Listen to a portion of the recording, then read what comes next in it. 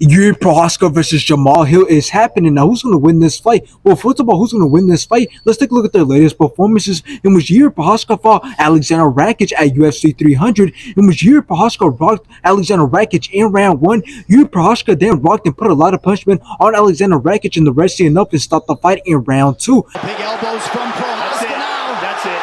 He's trying to get up with it. After Jiri Prochazka went out to fight Alex Pereira for a second time, in which Alex Pereira dropped Jiri Prochazka in round 1. He won the first round last.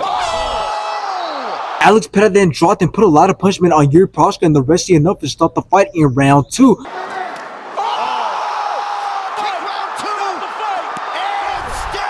Now let's take a look at Jamahal Hill's latest performances, in which he fought Glover Teixeira, in which Jamahal Hill rocked him in round 2. Jamahal Hill then rocked him again in round 3. Jamahal Hill's striking was great, and he ended up taking it by decision. And after this, Jamahal Hill went on to fight Alex Pereira at UFC 300, in which Alex Pereira dropped and put a lot of punishment on Jamahal Hill, and the rest enough to stop the fight in round 1.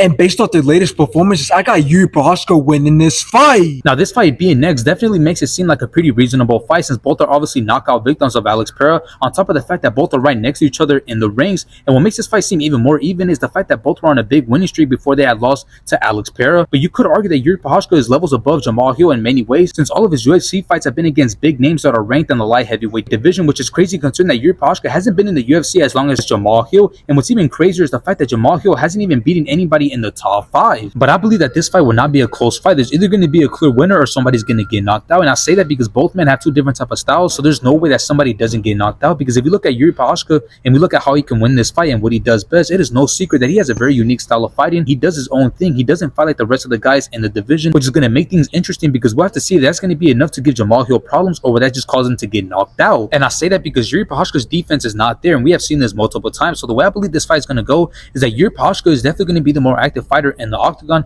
He's going to be moving a lot more than Jamahal Hill, and he's definitely going to be looking forward to putting that forward pressure on Jamahal Hill and hopefully landing some big shots. But I believe that Jiri Prochazka has a high chance of getting knocked out, because Jiri Prochazka takes a lot of damage. So if you take that into account, on top of the fact that Jamahal Hill is a very technical and patient fighter, it should tell you that even if Jiri Prochazka is being the aggressor and is controlling the pace of the fight, that doesn't mean it's over for Jamahal Hill, because once again, Jiri Prochazka keeps his hands down and he gets overconfident. So I believe that if Jamahal Hill is able to read Jiri Prochazka's style early on, I believe that he's going to find Jiri Prochazka's chin. So I got Jamahal Hill winning this fight, and I won't be surprised if he's able to drop and knock out Jiri Prochazka.